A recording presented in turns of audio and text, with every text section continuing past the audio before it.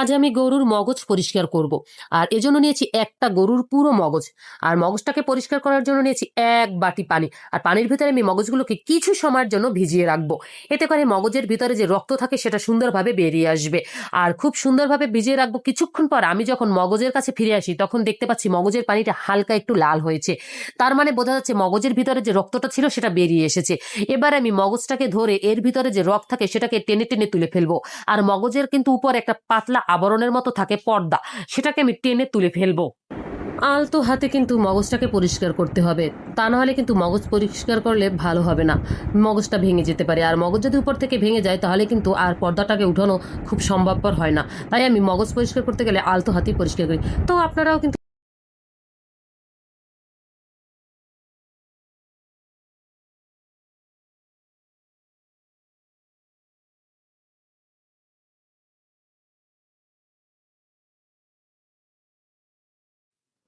এভাবে আমি খুব সুন্দরভাবে মগজটাকে পরিষ্কার করে নেই।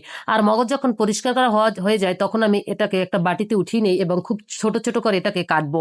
এভাবে যদি কেটে রান্না করেন তাহলে খেতে অনেক বেশি ভালো লাগবে। তাই আমি খুব সুন্দরভাবে এটাকে কেটে নেই, ছোট ছোট টুকরো টুকরো করে কেটে ফেলি। আর ছোট ছোট টুকরো টুকরো করে কাটলে অনেক বেশি খেতে ভালো লাগে। আমি কিন্তু রান্না করার আগে সব কিছু সুন্দরভাবে গুছিয়ে নেই। যত গুছানো হয় ততই রান্না করা সহজ হয়ে যায়।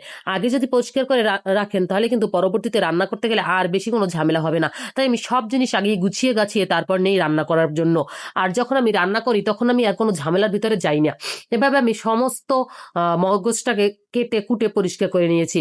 এবার আমি চুলোর ভিতরে বসিয়ে দিয়েছি একটা প্যানটা যখন গরম হয়েছে তখন আমি দিয়ে দিয়েছি তেল।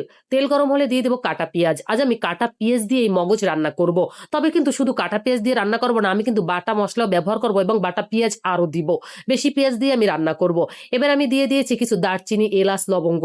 আর এগুলোকে আমি পেঁয়াজের সাথে ভেজে নেব। এটা যখন মোটামুটি ভাজা হয়ে যাবে এবং মিষ্টি একটা ঘ্রাণ আসবে তখন আমি এর ভিতরে বাটা পেঁয়াজ, বাটা রসুন, আদা বাটা, জিরা বাটা, লবণ, সাথে একটু হলুদ। আমার কাছে আবার ফ্যাকাশ হলে ভালো লাগবে না, তাই আমি একটু হলুদ দিয়ে দিয়েছি শুধু কষানোর জন্য। খুব সুন্দরভাবে আমি মগজটাকে কষিয়ে নেব। আর কষানোটা যখন খুব সুন্দর হবে বা মশলার গা থেকে যখন তেল বেরিয়ে আসবে তখন আমি এর ভিতরে একটু পানি দিয়ে দেবো। অল্প পরিমাণে পানি দেবো, কারণ আমি এখন হলুদের গুঁড়ো ও মরিচের গুঁড়ো দিয়ে দেবো, না হলে আবার হলুদের গুঁড়ো মরিচের গুঁড়ো পুড়ে যেতে পারে।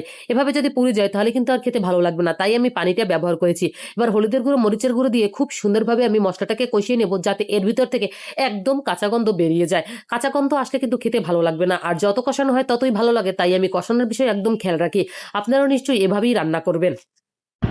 আর আপনারা কিভাবে রান্না করেন আমাকে জানাবেন। আমি কিন্তু এভাবেই রান্না করি, আপনারা আমার মতো ট্রাই করে দেখতে পারেন, তাহলে মনে হয় খারাপ হবে না, ভালোই হবে। এবারে আমি মশলা যখন কষানো হয়ে যাবে আমি এর ভিতরে মগজগুলোকে ঢেলে দেব। আর মগজগুলো ঢেলে দিয়ে আমি মগজটাকেও খুব সুন্দরভাবে কষিয়ে নেব। আর মশলাটাকে মগজের গায়ে লাগিয়ে দেবো নাড়াচাড়া দিয়ে। আমি আলতো হাতে কিন্তু নাড়াচাড়া দেবো, যাতে করে মগজ আবার ভেঙে না যায়। মগজ যদি ভেঙে যায় তাহলে কিন্তু খেতে একদম ভালো লাগবে না।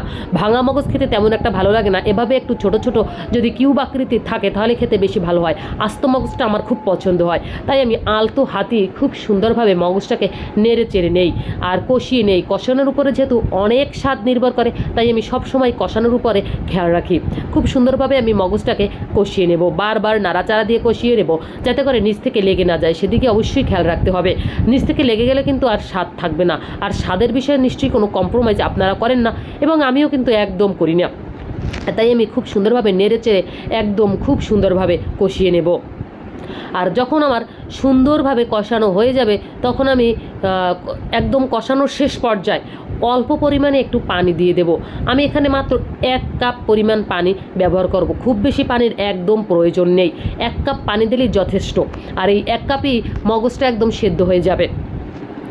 আর মগজটাকে আমি নাড়াচাড়া দিয়ে খুব সুন্দরভাবে রান্না করে ফেলবো।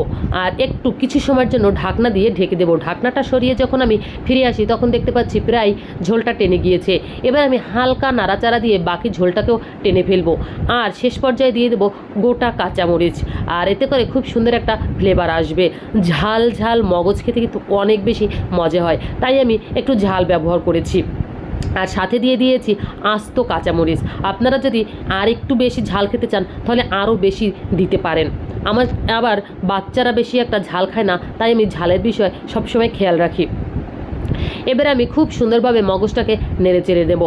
আর দেখতেই পাচ্ছেন আমার মগজটা কিন্তু প্রায় শুকিয়ে এসেছে, আর মগজটা কিন্তু প্রায় তেল ছেড়ে দিয়েছে। এভাবে যদি মগজ রান্না করেন আপনার মুখে একদম লেগে থাকবে, একবার খেলেই যথেষ্ট, চিরজীবন আপনার মগজ খাওয়া মনে থাকবে। এত সুন্দর যে মগজ রান্না করলে এত যে টেস্ট লাগে কি বলবো, এভাবে রান্না করলে খেতে অনেক বেশি মজাদার হয় আর জিভে একদম টেস্ট লেগে থাকে।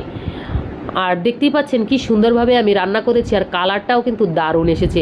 আর রান্না হয়ে গেলে আমি খুব সুন্দরভাবে বাচ্চাদের সামনে এটাকে পরিবেশন করি। আর দেখতে যদি সুন্দর হয় তাহলে খেতেও কিন্তু অনেক বেশি সুন্দর লাগে। তাই আমি দেখি খুব সুন্দরভাবে রান্না করি, কালারের দিক খেয়াল রেখে। কি সুন্দর হয়েছে তাই না? Thanks for watching, bye bye.